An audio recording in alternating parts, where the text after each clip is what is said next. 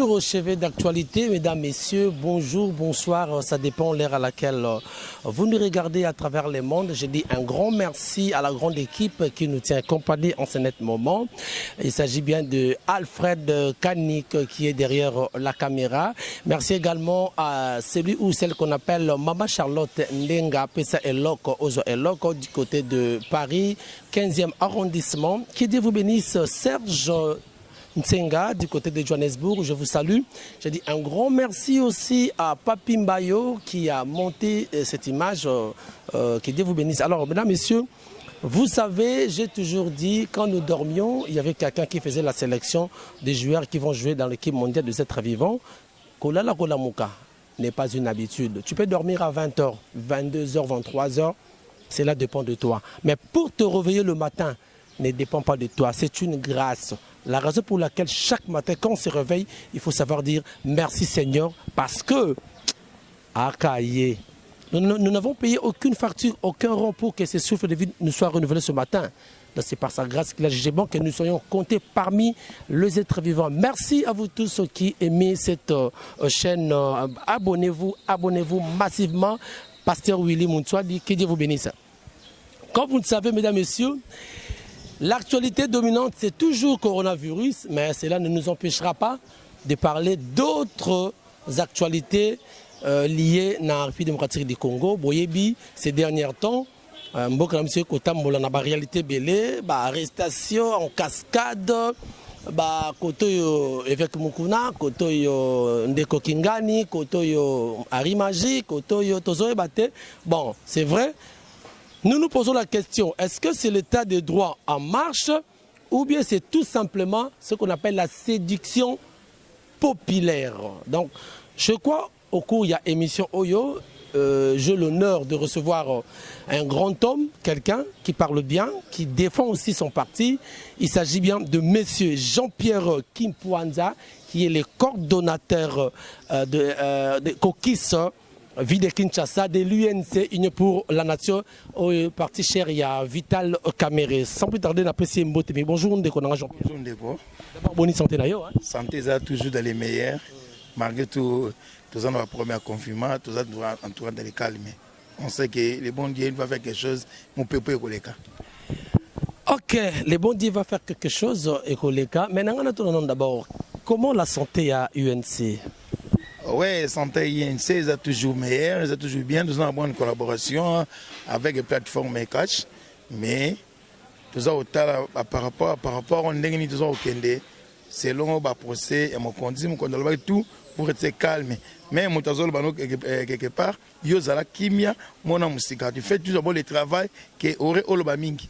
Et en gros, nous avons INC, ils sont toujours dans les bons divisions égalité. D'accord, INC dans les bons, santé allez bien. Alors, yo zali pe mokonzi moi cadre na kati ya UNC moto na ngali boso zali boni okomona politique na monsieur ko kende to ko lo balelo yo l'état des droits est en marche parce que le monde en boka vital kameto voir l'été a détourné qui deniers publics hein ba pesa qui responsabilité à 100 jours to monique a faillir na mission na ye et preuve année justice et maboko azaina no ba otoko benga zana mapé aza arrêté provisoirement. Alors, Bonio, comme on a makamwana, coup de chapeau na Félix, hein? Non, pas coup de chapeau, mais tous on comprendre que Azali président, Azali collaborateur, il y a Tshisekedi Wamolumba, le président actuel. Quand ce soit les problèmes, baranjaragno surtout dans Ndako. Jamais les lots, moi, Nayakoyi, Bagosa, et l'Ogonio surtout. Au ministère Libandate, toujours sans ligne. Au Benget dans la maison, au TIE, au Lobinaï. Mais il y a Vidal Kamere, il y a un rien volé. Bolobia a prévenu innocent. Même Nandakou, même yo t'attends au défendre moi dans Nandakou. Et c'est normal ça. Tout le état des droits. C'est comme ça, état des droits. Et ça, sans état des droits, tout le monde qui, tout ça, 100 jours de chef d'État, Tshisekedi de Moulumba. Pas de 100 jours de Kamere. De tous les travaux, les caméras étaient. Mais 100 jours, si le président chef a confié qu'on a un collaborateur à la supervision. Oui, après ça qui est collaborateur, comme ils ont en charge, après ça qui est au mouillé, parce que la commission a 9 personnes. Les 9 personnes, ils allaient au maître Nicolas Kazadi. bapesi charge wana ye a construire asala misala oyo eza chef d'état pendant 100 jours. Mais soki bolingi bokanga obeni babenga nano moto te. Yo bengi moto te lobine kaka mamuka na kanga moto na boy. Non, ezali normal te. Parce que même bazuzu zona na bango bazako bakaka tâtonnement kaka. Ote. Mais eloko epesinga kimia caméra lobi je suis intellectuel. Naza moto te ke boko sala zabete parce que na yebi azana dossier. Nyonso na maboko na ye. Vrai ou faux ezana maboko na ye. De l'épreuve à néguer, même à Kambo et Zalio, il faut battre l'ango, moi, l'issue et l'icolo à l'issue. Donc, l'issue et Moussika, pour comprendre les réalités, comme mimiser d'un grand homme comme Kamere, au bébé des réputations, monde, il est volé. Mais dans la plan politique, à sa volonté. C'est ça les problèmes. Tout le sabiso, Batumususu, au cadre de parti, mais Batumususu à parti, parce au monde en tout cas, comme le système de la jalousie. Parce que même Vital Kamerhe, avant, Batagé Makambo, présidence, il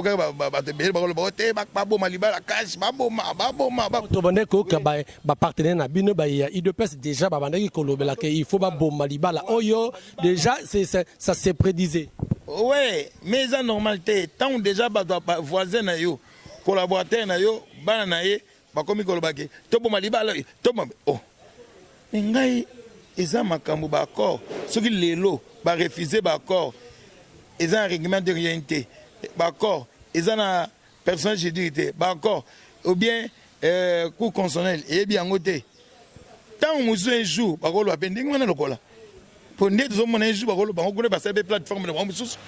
Par habiter, top ma plateforme est cash. Soit disant, mais tu y habiter. Alors, c'est comme si on a l'impression que Lelo Kamerhe Ndenge Azali, d'abord, Azo jouir na présomption d'innocence. Ça, c'est vrai, parce que c'est jusque-là, Toto Zela, jugement définitif, Nerosala, que moi, Namboka Vital Kamerhe Azala condamné. Dans le Azo jouir na présomption d'innocence, c'est comme s'il y a un coup monté en avant déjà, et dans Kosala pour la Kamerhe. Oui, tout à fait, parce que tu vois, devant la procès, le président Lobagi bien. Alors, que je suis intellectuel, lui-même lui a senti que quand même quelque chose est flou. Ils avaient déjà dans la carte. Bisognos de la télévision, tout le monde qui est lobé à Kamerhe, mais coucou, on dirait, bon, c'est bateau, Kabola cash, mais cash est carbonaté, cash est un accord électoral. Token antina suka soke zaki na mikanda te zanite mais to zonga na mesa to meka kucha mo ba caché ya justice ya nini poza be kibiet to bongo bino bolobi ke kashango to zaka kashango li selon zaka lokola mwasi ya makangu na mobali oboye bazaki makima ka papa babeti ka papa ko kabone un coup bo kaboni mais boloba to sala ngo na 5 ans on attend les 5 ans Bobi Kamerhe azal batie prévenu Kamerhe soi-disant, il n'y a pas de problème. Mais Kamerhe, on laisse la justice faire le travail. Après 5 ans, Elon Ngozala. Dans le moment, après 5 ans, c'est Vital Kamerhe, c'est candidat. Tout le monde, même FCC, président, même FCC, même Félix Tshisekedi, président, candidat l'année prochaine, c'est Vital Kamerhe. L'épreuve année, na banderole, il y a biso, il y a Kokis Vidi Nchasa de Koma, RTNAS 2023. Nazi soki na kasavu okomona banderole la munene bakomi RTNAS 2023 Kamerhe président. Mais mayele ya mabe ya baninga oya IDPSité de baninga musu bazali pembeni bako cha mungwa po libala na ekufa. Mais moi je souhaite que le président de la République azali président atala pe sima amona les bienfaits azonga pe moto amona pe les bienfaits. Na ozonga moto ndeni pendant que il y a un problème, c'est la justice qui fait son travail. Même la personne n'est au-dessus de la loi quand même. Ce qui a salimbe, aïbaki. Au moment où le casier judiciaire n'est pas 2023 pour les alibabé. Oui, on a raison, tout déjà, ils ont des pièges. Parce qu'on a un piège parce que ils ont une normalité. Boyebi na eloko cop de le baga cop président le bagi na bon exemple il y a 15 jours il y a 15 millions réto commission le bagi za cop quand on fait le cop il faut dans un secret il y a ma bé malam il faut dans un secret mais surtout dans un secret tu besoin na mise à bisonde tous perdant parce que bino banane biso cash tous ba perdant parce que dans la télévision j'étais là avec Vital Kamerhe la télévision sur la ligne ba YouTube to loba jango loba na ngai moto nyonso oyo ko bebi sa réputation ya INC na que tous en cash FCC so bo trahi INC bo trahi IDPS bo trahi PFCC donc to ko elongo moto mo akotikela zati pour la retenue 2023 na une année et quelques mois tous en awa déjà mbiska de bimibwe bolingo ezalaki ya se alikasa po ezaki bolingo likola mais ça te bolingo alikasa to moni siko ke bolingo se alikasa ngonde to moni yango mais biso to souhaiter que na collaboration na biso ya cash toza ini to pesa avantage te na bangunya bakota po ba panza biso pour le bien tongo exemple ni to pesa devant le monde peut devant population devant congolais que les kamuni ya malam o bato basangana ki ba bizu fuya malam. Voilà, merci mon amboka Jean-Pierre. Je rappelle que Ozali, coordonnateur caucus Kinshasa, il y a UNC, hein, c'est-à-dire Ozali parti cher, il y a dans le province de Kinshasa, c'est lui le coordonnateur caucus. Au parti cher, il y a honorable Vital Kamerhe Ozali, directeur du cabinet chef de l'État, Oleloyo, Aza sous mandat, il y a arrêt provisoire, Azana Makala, à Kosama le 25 procès, c'est-à-dire deuxième procès, mais Ndeko Jean-Pierre, la première sortie médiatique, il y a mon amboka Vital Kamerhe, Baï Congo, jugé, il avait une sorte d'arrogance, orgueil, il se montre casqué Yaza, directeur il y a cabinet, il a engagé même la présidence, et c'est par après le président de Aeko, Kocha à l'intérim naïe, mais c'était après procès. Yoko Mona, tu as jugé Vital Mabé, hein? Arrogance, son Mabé Mingi. Les Vital Kamerhe, ils ont une façon de vivre. Comment on a bien l'histoire Vital Kamerhe quand même as un intellectuel comportement tata maman beaucoup la caille à la guisa ikuliana batu koye makozona batu bomoni bana 5 ans ti makamye legi bomoni valeur ya homme politique homme d'état comme Kamerhe quand même bomoni que Gismane azan makanisi o bino bokanisité Kamerhe tant parlant devant télévision a ko expliquer bango ke bo comprendre azali mutoyo azali muta gauche à droite cité azali muta tout droit comme azali tout droit à la question de la réalité tant asanga ki basa la procès public parce que ayeba kitina ba kokoso ezako bien na CCCC po na kosala ndenge wana mais na ndenge ya biso ya malamu Vital Kamerhe voilà na ndenge na biso ya malamu na mona Vital Kamerhe lolendo te ezali façon nae alobaka même partout même devant l'assemblée dans l'assemblée abane ko kufela kaka opposition pas au parole azon kufela kaka batu ya utile pas au pouvoir alors lelo bomoni à télévision ba leki ndenge bazolo ba wote a intimider personne ezali façon nae bosunga ye congolais congolaise pose la kimia pose la confiance à Vital Kamerhe pour la RTNS au de sala oyo ezali avantage ya mboka oyo Congo pour mukili et mona état de droit au c'est le président Félix Tshisekedi alobi yango tokosala mais Vital Kamerhe ana lolendo te façon na ende omoni moto azama ele mingi hein il faut la façon na za fier na lopoto pe na lolendo ya koloba mais lolendo na eza ya mabete lolendo ne po motabonia leki bonia makasi mais faire voir ba magistrat que est-ce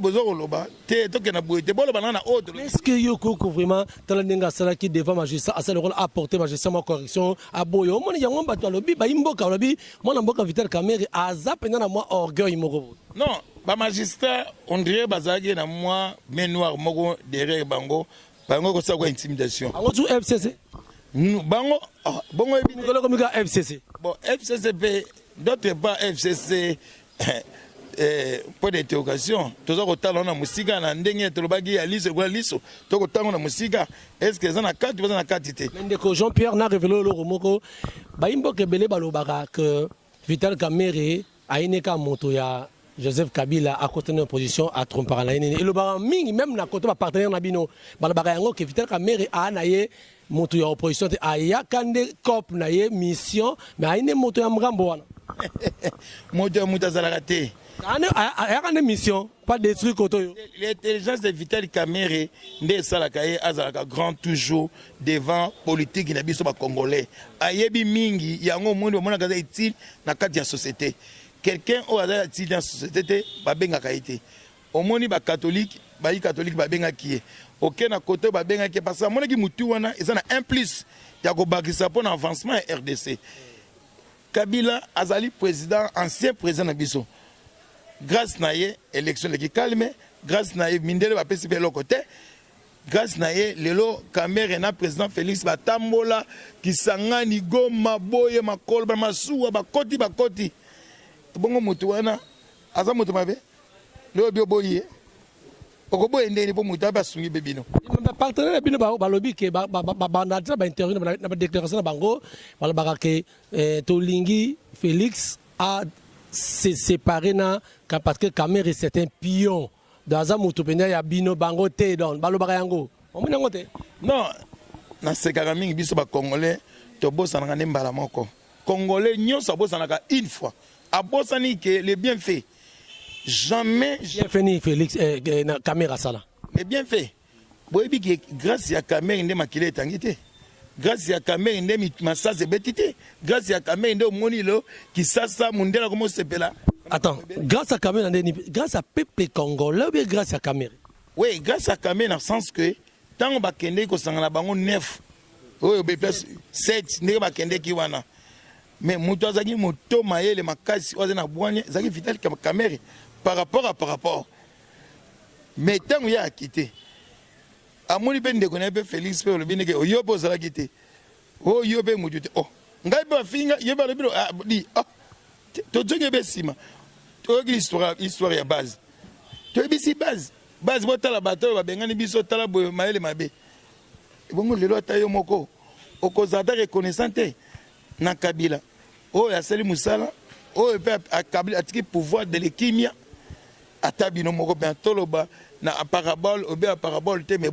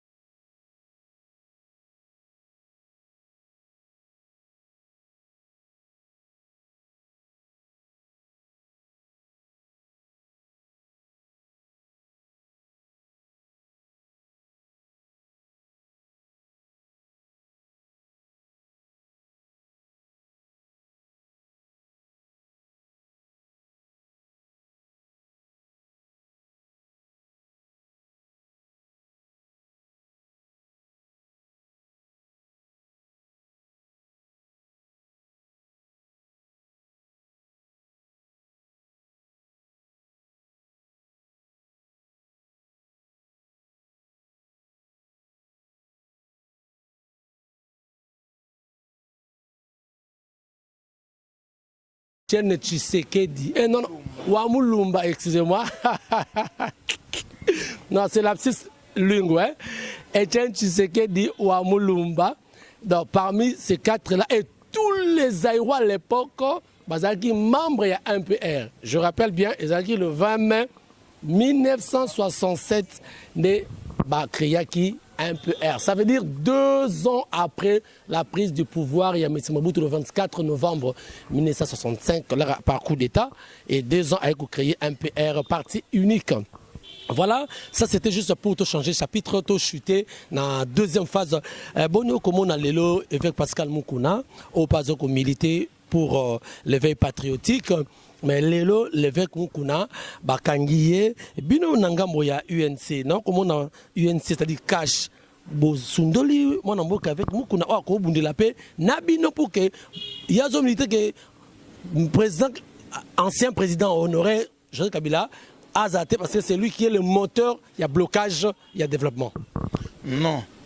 Au moins, dans la politique, il faut mélanger politique na église.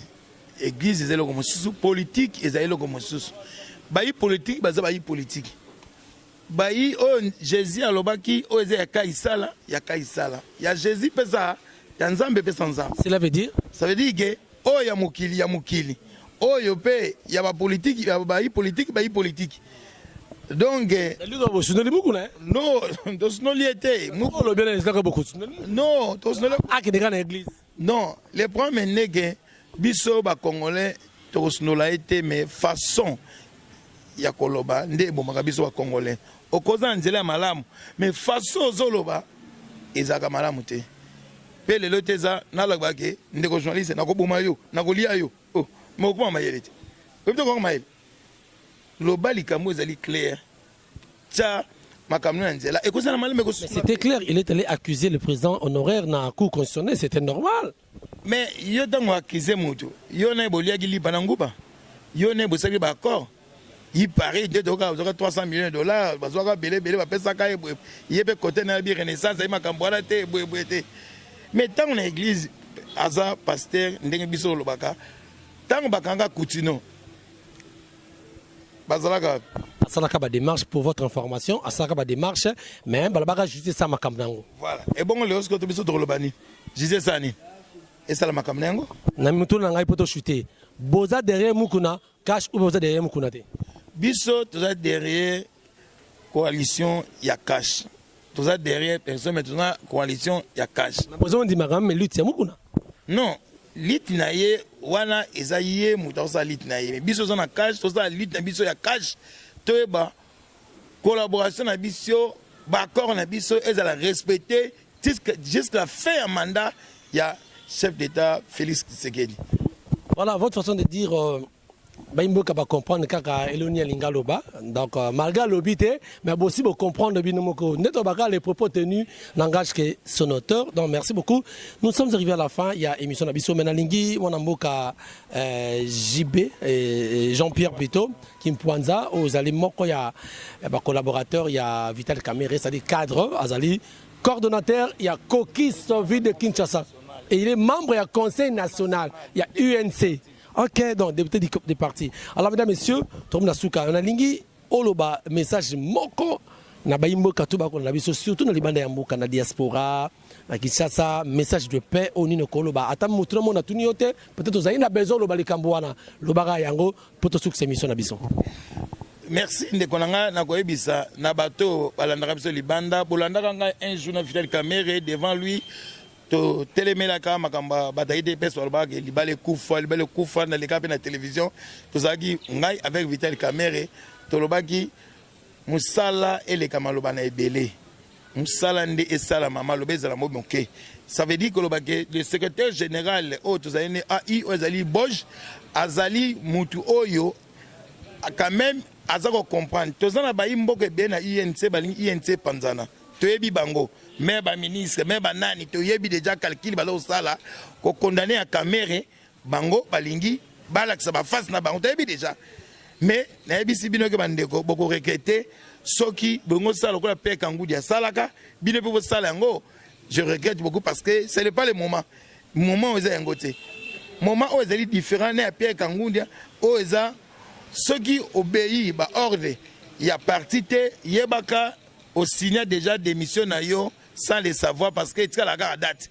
boye bien ba ministre que nso boye bien etika la date yango ke donc sabino ke tango mutapezo musala ndima ye Boj azali secrétaire général AI ou azako diriger parti ceux qui abanda ko diriger parti avant parce que je me souviens nasi INT ngoza modèle la beauté biso to yebi ke bato baza ko sala ba malégance politique na bango o to ko sala bezo kamé ba condamner ye to ko sala parti to ko sala boy wana engagé ka bino to yebi déjà to za ko kende to za la confiance il y a justice ya mboka to za la confiance il y a banakin to za la confiance kokisi province ville de Kinshasa on a de confiance que Kisasa et qui décevoir kamé ata mukete balobi mutakota ka prison le ba bimi comme président république ti balazaki na prisonnier le bi le zaki nani ezali c'est bon na souhaité ka bonne chance totale les 25 ndenge jisi sala musala et les gars na terme moko politique te mais ezala transparent pour lobby na tongo bato ba diaspora na poto ba comprendre que justice état de droit ezali équitable. Merci, justice ezali équitable en République démocratique du Congo. Merci d'avoir accepté notre invitation, Nzamba Pambolayo. Et également, vous tous qui nous avez suivis, mesdames, messieurs, merci. Comme nous avons toujours dit, nous vous rappelons que nous avons reçu les coordonnateurs de caucus ville de Kinshasa, de l'UNC, mais c'est Jean-Pierre Kimpwanza Oboki à l'Obeliso Makanisnaye par rapport, il y a vision, il y a avenir, il y a Libala Oyo Cash. En fait, cash na FCC et puis il y a UNC na UDPS où les grands partis na katia coalition wana je crois pas de commentaire à faire les propos tenus n'engagent que son auteur à lobby à Fingi Mutute à Pesika Makantine Baimboka. Merci si vous avez aimé cette émission, dites merci à la personne qui a tenu la caméra. Il s'agit de monsieur Alfred Kanik qui était au four et au moulin. Merci à notre monteur le plus excellent, Papi Mbayo, joyeux anniversaire, je continue Tiba Dimanche, joyeux anniversaire Papi Mbayo. Merci au pasteur Dikitele Yawili Dikitele, vraiment toute la famille Dikitele, que Dieu vous bénisse. Que Dieu bénisse celui qu'on appelle Willy Muntwadi à Londres. Hein, Papa Willy Muntwadi, vraiment, ma vie de Bundes. Ma vie de Bundes, ah, Naleli, ma vie de Bundes. Vraiment, merci beaucoup, Julia Kanengo, que Dieu vous bénisse. On est ensemble, ceux qui nous ont on se retrouve prochainement dans un autre numéro. Ciao.